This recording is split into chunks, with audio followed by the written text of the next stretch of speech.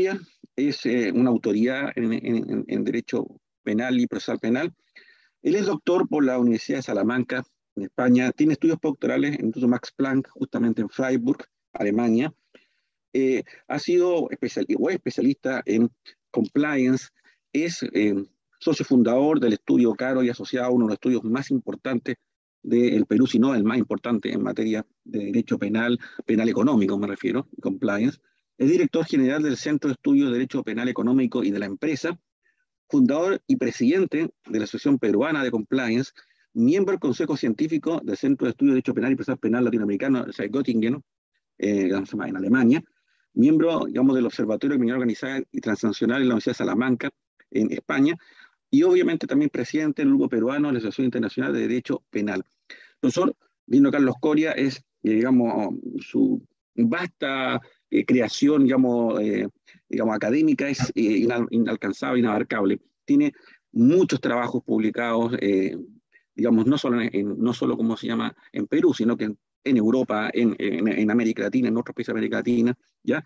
Además, digamos, en los casos más importantes del Perú, también el profesor Dino Carlos Coria ha sido abogado, o sea, tiene la parte, podemos decir, es completo, tiene la parte académica, pero al mismo tiempo tiene la parte práctica. Tiene la parte práctica porque, insisto, debe ser uno de los penalistas en este momento peruanos, digamos, no estar el número uno, de estar entre los primeros 5 más importantes del Perú. Así que para mí es un placer tener a mi querido amigo Dino Carlos Coria para que nos exprese lo que pasa en el Perú en estos temas. Por favor, profesor. Muchísimas gracias, Raúl, por esta generosa presentación, que sin duda es más producto de la amistad que seguramente los méritos que pueda yo tener. Lo cierto es que para mí es un enorme placer acompañarlos y agradecer también a la Fiscalía, al Ministerio Público de Chile y al Instituto Chileno de Derecho Procesal por esta invitación. Yo he escuchado con atención cada una de las intervenciones para tratar de no de repente repetir lo que ya ha sido tratado, sino enfocarme en algo muy concreto, ¿no? Me interesa concentrarme en la problemática relativa a los antecedentes penales y a lo que puede significar el derecho de supresión, el famoso derecho al olvido, y el impacto que esto pueda tener en el compliance, ¿no? Porque finalmente las bases de datos que manejan las diferentes entidades vinculadas a la justicia penal, me refiero a la policía, al Ministerio Público y al propio Poder Judicial, son bases de datos en general, que según cada legislación se puede considerar datos sensibles y que son objeto de tratamiento desde el punto de vista legal. Son objeto de tratamiento por entidades privadas. Entidades privadas que comercializan esta información. Voy a compartir una presentación que no está en el formato de PPT, pero por lo menos permite ser una guía explicativa, porque mi punto de partida es esta realidad, ¿no? Hay una realidad, hay una suerte de submundo para mí, vinculado a estas empresas que comercializan datos sobre antecedentes penales. Y ojo, no estoy hablando de un problema de Perú, es un problema transnacional. Este es un tema que vengo trabajándolo y discutiéndolo con diferentes colegas de diferentes jurisdicciones. Es un problema transnacional para Chile, Colombia, Perú, Argentina, los Estados Unidos, Europa. Los proveedores de compliance, no voy a decir ahora ningún nombre por razones obvias, pero los proveedores de compliance trabajan con bases de datos que alimentan al sector privado y al sector público para realizar compliance, ¿no? Las áreas de recursos humanos, las áreas de compra, de venta, de tratamiento con terceras partes, las third parties, ¿no? La lógica de los bancos del conoce a tu cliente pasa siempre por saber si alguien está delinquiendo o no. Y acá podemos tener desde los tratamientos más simples, una noticia que salió, qué sé yo, en el Mercurio, que salió en El Tiempo, que salió en El Comercio de Perú, o en el diario La República, datos que están ahí colgados en la red y que tienen un tratamiento muy sencillo, porque estas empresas lo que hacen es indexar la información, la introducen en una base de datos con un link Muy bien, y a partir de ello empieza el proceso de venta, ¿no? Esto se vende literalmente, esto no es gratis, esto se vende. Podemos tener ese ejemplo, que es el ejemplo, vamos a decirlo así, más sencillo, hasta ejemplos absolutamente graves.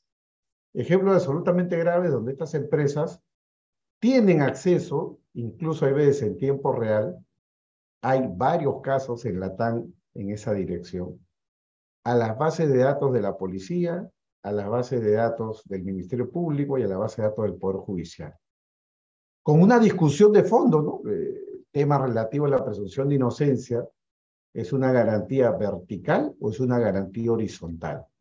Si nosotros nos ponemos a pensar en el derecho laboral de la mayoría de los países se considera que la presunción de inocencia es un derecho horizontal, no solo frente al Estado, sino un derecho que se puede hacer valer entre particulares.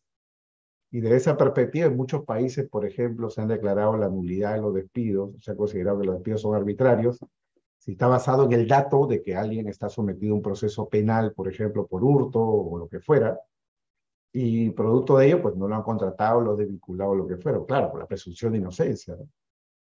Pero la pregunta es, en el ámbito del compliance, esa misma regla, ¿no? Esa misma regla de tú tienes un proceso penal y por lo tanto en el ámbito laboral el despido podría ser nulo, en el ámbito del compliance puedo dejar de contratar con alguien porque tiene un proceso penal, puedo no incorporarlo en mi nómina a una persona que postula un cargo y tiene los méritos correspondientes, pero como está sometido a un proceso penal, por un dato público del periódico, del internet, o incluso peor aún, por un dato formal del Estado, pero un proceso de trámite, ¿puede esa persona dejar de ser contratada? Puede en el ámbito de lo que es el derecho de la competencia, ¿no? Una empresa ser sesgada porque está sometida a un proceso penal, supongamos por corrupción, pese a que rija la presunción de inocencia. Claro, estos son temas que desde el punto de vista de compliance rigen para mí con claridad con todo lo que es la presunción de inocencia, ¿no? Con esa gran discusión no zanjada de si esta es una garantía, como reitero, solamente vertical o también horizontal. La realidad es que hoy en día todos trabajan con bases de datos, todos, absolutamente todas las empresas y entidades privadas trabajan con bases de datos cuando hacen compliance. Y el problema es que estas bases de datos no están purificadas. Yo recuerdo un caso práctico, ahí Raúl ha dicho que yo efectivamente soy abogado y me dedico al compliance, una empresa peruana que había tenido una noticia que había impactado a nivel de los medios en algún momento por un presunto caso vinculado a tema tributario, penal tributario. Y bueno, en una de estas ocasiones el banco los quiso desbancarizar, les quiso resolver el problema, dijo, oye, acá en mi base de datos, que es de Estados Unidos, no voy a decir qué base de datos, el proveedor es americano, me sale que tú tienes un antecedente acá por delito tributario. La respuesta de la empresa fue, oye, pero yo no tengo ningún proceso, habrá salido en el periódico, pero a mí nadie me ha citado, nadie me ha imputado, ni siquiera tengo el proceso penal. Y le dijeron, bueno, señor, la verdad que esta base de datos se alimenta en Inglaterra. La empresa manda la comunicación a este proveedor inglés y tras varios meses, digamos, unos 2 meses, recibe una respuesta diciéndole, señor, mire, mándenos la sentencia absolutoria, ¿no? Para desindexar esto y eliminar la información. Mándenos la sentencia absolutoria. Porque nosotros tenemos nuestros propios investigadores y nuestros propios investigadores dicen que usted sí tiene un proceso. Claro, no viene un proceso en curso, ¿no? No viene un proceso en curso. Esto, esto, digamos, ha levantado mucho, especialmente en Europa, el debate en torno a lo que puede significar el derecho a la supresión o el derecho al olvido. Claro, se habla de los derechos ARCO, el derecho ARCO, que involucra el derecho a la oposición, ¿no? Ya en Europa se habla de los derechos ARCO Plus, o de los derechos ARCO, que además implica la S, la supresión. Más allá de esta discusión terminológica, lo cierto es que el punto de partida es el derecho al olvido o el derecho a la supresión, ¿no? Entonces, estos vendedores, yo diría más bien, y disculpen la expresión, traficantes, ¿no? De datos lucran con esta información y que puede significar, esto es lo más grave, puede significar la violación de derechos fundamentales. O sea, no estamos hablando de datos inocentes, ¿no? Los datos relativos a los antecedentes penales son datos sensibles en la mayoría de la legislación. De hecho, por ejemplo, en el Reglamento Europeo en materia de protección de datos personales, se considera que la información sobre los antecedentes es información tan sensible que solamente la pueden manejar las entidades del gobierno. Entonces, el problema gira en torno, esto ya es casuística peruana. En Perú hay una suerte de diferencia entre lo que es antecedentes penales, policiales, judiciales o penitenciarios. Huelga la explicación sobre esta parte porque no es un problema transnacional, son particularidades del caso de Perú, pero lo importante es que se considere esto es un dato valioso. ¿Por qué las áreas de compliance consideran que esto es un dato valioso? Porque es una expresión del riesgo, ¿no? Que implica relacionarse con un colaborador, con un proveedor o con un cliente, ¿no? Entonces es riesgoso. Dentro de los mapas de riesgo que formulan las áreas de compliance incorporan ahí, ¿no? Medidas de prevención, no contratar a personas que puedan estar vinculadas a posibles hechos delictivos. Y claro, las áreas de compliance no son policías ni jueces para poder certificar si alguien ha cometido delito o no, pero el solo hecho de que tenga una investigación es un red flag, ¿no? Es una bandera roja para efectos de contratar. Es tan polémico el tema que incluso la discusión está presente en el caso de mi país en el sector público, porque uno puede decir que la empresa privada tiene, digamos, hasta cierto punto un margen de decisión propiamente de los privados, de con quién contrata y con quién no, pero las entidades públicas pueden disminuir la competitividad de una persona natural o de una persona jurídica por el solo hecho de estar investigada. Si la garantía es una garantía vertical, me refiero a la presunción de inocencia, solamente debería regir para el Estado, tendría que vincular a las entidades públicas, ¿no? Pero aquí en mi país, como en varios otros, las entidades que captan personal para ser juez, por ejemplo, para ser fiscal, para ser un auditor de una entidad pública, director o gerente, a todos los pasan por esta base de datos donde se contempla la existencia de estos antecedentes, ¿no? Pero estas empresas, vamos a decirlo así, compran esta información a diferentes proveedores para el trabajo con las áreas de recursos humanos y de compliance. Los proveedores hay veces no tienen cómo explicar. Ahí les he puesto el ejemplo de esta empresa que finalmente indexaba la información desde Inglaterra, pese a que el proveedor es norteamericano. No tienen cómo explicar lícitamente el origen o el acceso a esta información. Y técnicamente hablando, lo que están haciendo es tratamiento de datos personales. Entonces, la obtención de estos antecedentes, por otro lado, es personal, ¿no? Y en su caso, previo pago de una tasa. No sé cómo será en Chile o en Colombia o Argentina, pero acá en mi país, por ejemplo, yo no puedo ir a averiguar los antecedentes del señor Juan Pérez. Tengo que tener una carta a poder del señor Juan Pérez y el señor Juan Pérez autorizar el tratamiento de esa información por parte de un tercero. Pero estas agencias o estas empresas acceden a esta información. Estamos, por ende, a mi entender, como reitero, es un problema transnacional, ante bases de datos de origen ilegal o incluso delictivo. Ahora bien, los antecedentes, como he mencionado, son datos personales que incluso pueden ser sensibles, ¿no? Ahí señalaba el caso de la Unión Europea, el artículo 10 del reglamento 679 del año 2016, expresamente, ¿no? Trata esta información como información sensible que solamente puede ser, reitero, tratada por las autoridades bajo reglas que puede significar un ámbito de privacidad o garantía, ciberseguridad para el tratamiento de esta información. En el caso de Perú, como dato de derecho comparado, la ley es clara, ¿no? Esta información solamente la pueden manejar las entidades del Estado. Ya que en Perú, como dato jurisprudencial, recientemente, hacia el año pasado, la autoridad en materia de protección de datos personales se ha pronunciado positivamente, sancionando a uno de estos proveedores. Acá está el precedente, lo pueden ver en pantalla, sancionando a uno de estos proveedores porque estos proveedores no podían explicar el origen de la información. Y en este caso no estábamos hablando, en el caso de esta empresa que acá se menciona, no estamos hablando de datos de la prensa, ¿no? Digamos, el buscador del Google lo indexé, ¿no? Estamos hablando acá de empresas que tenían el dato preciso de en qué juzgado, en qué fiscalía, si se había sentenciado el caso o no. Y no, nadie sabía de dónde venía la puerta falsa, ¿no? Porque lo que acá había pasado literalmente en términos de ciberseguridad era una brecha, es decir, alguien había copiado la base de datos y en tiempo real, porque al momento en el cual interviene la Autoridad de Protección de Datos en los ordenadores, la Autoridad de Protección de Datos pudo verificar de que esa base de datos copiada era del mes anterior, es decir, tenían la información casi en tiempo real. Bueno, entonces decidió la Autoridad de Protección de Datos imponer una sanción administrativa, una multa. Esto fue objeto de impugnación y fue confirmado, ¿no? La Autoridad de Protección de Datos confirmó la sanción correspondiente. ¿A qué ha dado lugar esto? Ha dado lugar además a la imputación de hechos delictivos en mi país. En mi país, como seguramente en la mayoría o en todos los que estamos acá en esta sesión, sanciona esto, ¿no? Con cierta severidad, ¿no?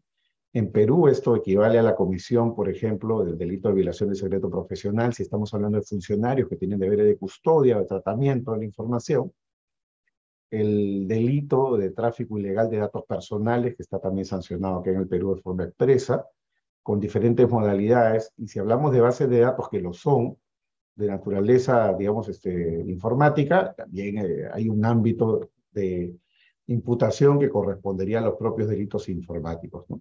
Claro, y todo esto porque hay una cierta superposición, ¿no? Los penalistas ya sabemos que tenemos que ser muy precisos respecto a la tipificación. Yo no estoy diciendo que el autor de esto pueda cometer todos estos delitos, pero son los delitos alrededor de los cuales cabe la discusión en torno a este tipo de infracciones, ¿no? Yo en particular no he propuesto ahora, sino desde hace ya bastante tiempo, la necesidad de que exista una tipificación armonizada y transnacional de lo que puede hacer el tráfico ilegal de datos, ¿no? Pero eso ya sería materia de otra discusión, ¿no? ¿Cuál es el correctivo, no?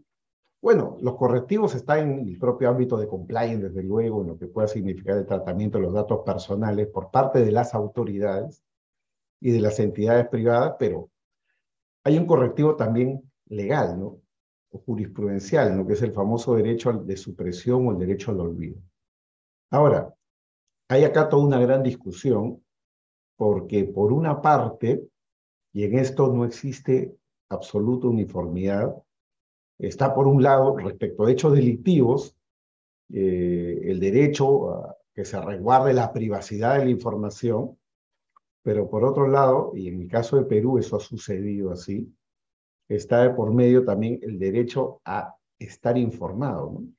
Entonces, en este caso, por ejemplo, de este año, el Tribunal Constitucional peruano, una sentencia del 17 de junio, declaró infundada la pretensión de aplicación del derecho al olvido. Este era un caso de habeas data. El habeas data en Perú es un proceso constitucional que te puede permitir suprimir información de una base de datos.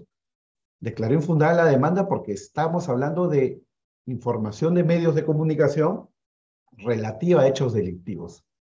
El Tribunal Constitucional hizo un reconocimiento tipo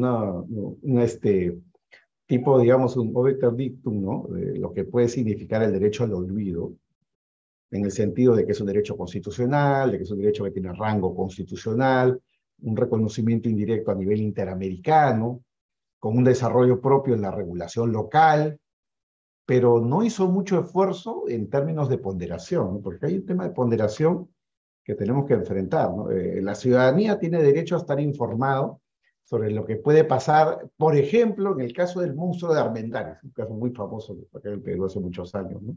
Un presunto violador que al final fue condenado y luego las autoridades mismas se dieron cuenta de que había sido mal condenado, pero ya el señor estaba muerto, ¿no? Le habían aplicado la pena de muerte en aquel momento. La gente puede tener el derecho de saber, estamos en España, cómo va el juicio contra el príncipe, la realeza o el personaje tal imputado por corrupción, ¿sí? Versus lo que puede significar la protección de la intimidad, ¿no? Y ahí hay un tema para mí servido, también lo he comentado en alguna otra ocasión, de imputación objetiva, ¿no? Porque de acuerdo, digamos, al ámbito de interés público que pueda haber detrás el personaje público, por estar en la función pública o en otra posición pública, un influencer, un artista, está sometido a un mayor escrutinio respecto de su vida pública y personal, ¿no? Entonces hay una suerte de, digamos, aceptación del riesgo, o incluso en muchos casos, digamos, autopuesta en peligro, o autopuesta en riesgo, ¿no? Respecto a lo que pueda ser su propia intimidad, ¿no? Eso es algo que el Tribunal Constitucional pero no ha trabajado, no ha trabajado. Pero no todo es derecho de supresión, ¿eh? No todo es derecho de supresión. Solo como complemento en torno a lo que es el derecho de supresión en Perú, esta sentencia reciente del 22 de agosto, es decir, hace un par de meses, del 2022, ordenó a las autoridades, al Ministerio del Interior en particular, a eliminar los antecedentes penales de las personas, no de una, sino de varias, o sea, de todos los peruanos supuestamente, que corresponda, digamos, a falsos positivos, porque acá en Perú, no sé cómo será en sus países, cuando la policía concluye que alguien ha cometido un delito, hace un informe que puede ser incriminatorio, pero luego ese informe se puede diluir. Eso podríamos llamar, ya terminada la guerra, digo, terminado el proceso penal, podríamos llamarlo ahí un falso positivo. La policía dijo, hay delito, pero luego el fiscal dijo que no, el Poder Judicial dijo que no, pero queda el registro de que, según la policía, había un delito. Y eso implica la violación de derechos, ¿no? Porque a las personas les puede significar pérdida de oportunidades laborales, financieras, contractuales, de negocios, ¿no? Es decir, como diría Bustos Ramírez, su honor, ¿no? La posición en sus relaciones sociales, porque puede estar, digamos, afectado, manchado de que presuntamente ha podido cometer un delito. Bueno, solo como dato complementario en torno a lo que es la supresión. Pero hablando ya de lo que está al lado de la supresión, es la llamada indexación. No todo es supresión. Yo puedo luchar y litigar, pedir que se elimine la información sobre temas delictivos de los periódicos, los medios, estas bases de datos privadas que venden la información, pero hay una gran responsabilidad también de los motores de búsqueda, ¿no? Y es aquí donde, por ejemplo, como dato también de derecho comparado, en esta nota informativa 63 del 2022, del 29 de junio de este año, el Tribunal Constitucional Español dejó en claro, ¿no?, una vez más, que el derecho de supresión también involucra a los buscadores de información. No es lo mismo demandar a Google en Perú que demandar a Google en España. En España, donde la Autoridad de Protección de Datos es muy pro ciudadano, lo puedo mencionar no solo por razones teóricas, sino además por razones prácticas, es muy pro ciudadano. De hecho, Google tendría que explicar cuál es la relevancia de la información. Y no solo decir, oye, acá hay lo que suele llamarse en los Estados Unidos el reporte fiel, ¿no? Yo me he dedicado solamente a jalar la información que está en el Internet. Si no te gusta lo que dice, no sé, pongamos el ejemplo, la Tercera de Chile o la radio Bio Bio de Chile, si no te gusta eso, vete allá y pídele a Bio Bio o a la Tercera o al Mercurio que elimine el link. Y si elimina el link, bueno, yo no voy a ser más papista que el papi y no lo indexaré. Pero a mí no me pidas que deje de buscar y de jalar información, más aún si tiene miles de seguidores o cientos de miles de seguidores. Yo además con el algoritmo que tengo, premio a los que mayor, digamos, acceso a la información me provoca. Porque ahí puedo indexar también la publicidad y conjuntamente con la publicidad, pues mis ganancias van a crecer. Para eso tengo este negocio, el motor de buscador. Bueno, se ha dejado en claro que la supresión alcanza la indexación. Entonces ya no solamente el derecho a poder suprimir, sino también el derecho a poder desindexar, porque a veces la supresión puede significar una petición, una litigación con múltiples entidades. Tú puedes ir eventualmente a una sola y en cierto modo paras la difusión de una información que tú puedes considerar lesiva del derecho a la intimidad o a la protección de datos personales. Termino con simples recomendaciones desde la perspectiva del compliance, ¿no? Hay que adecuarse a la regulación. La mayoría de los países tenemos regulaciones en materia de protección de datos, pero así como el medio ambiente lo era hace 30 o 40 años, veíamos esto como algo lejano, hoy en día es algo que nos está costando asimilar, ¿no? Asimilar el tema de lo que es la protección de la privacidad. Yo considero que hay que despolicializar la labor de compliance, ¿no? Es decir, los operadores de compliance, compliance officer, personas involucradas con esta industria, no son policías. Deben entender que no son policías, no son jueces, no son ministerios públicos, y entender de que con las decisiones o recomendaciones de compliance pueden estar violando derechos personales, oportunidades, etc. Hay que entender que el acceso incluso a esta base de datos es ilegal y hasta delictivo. No voy a hablar por otros países, pero acá en mi país hay muchas empresas que dicen estar en compliance, pero que no están en compliance porque una de las herramientas que utilizan para hacer compliance precisamente va en contra de la legalidad. entonces hay que hacerle compliance al proveedor de la base de datos, ¿no? Entonces, si tú le haces compliance a todas las terceras partes, hazle compliance al vendedor de la base de datos. Due diligence como tercera parte. Así como hay una cláusula anticorrupción, así como hay una cláusula antilavado, hay una cláusula de protección de datos personales. Y dice, señor, usted me alimenta de información y usted, no voy a poner nombres, pero usted es el proveedor de los Estados Unidos o de Inglaterra o de España, y usted me garantiza que la información que me vende y comercializa es respetuosa de lo que es datos personales. Repito, así como hay cláusula anticorrupción, antilavado, puedes también poner ahí en tu contrato una cláusula de protección de datos personales, ¿no? Y especialmente porque si en algún momento te tienes que proteger, protégete de cualquier cosa menos de la ignorancia deliberada, ¿no? Creo que ya en varios países de la TAM hemos visto casos donde nuestras Cortes Supremas han condenado por willful blindness, si no pregúntenle a Messi, ¿no?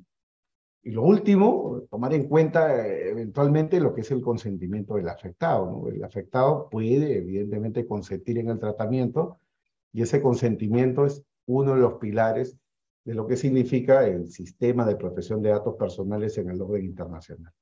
Muchísimas gracias, Raúl. Muchísimas gracias nuevamente a los organizadores.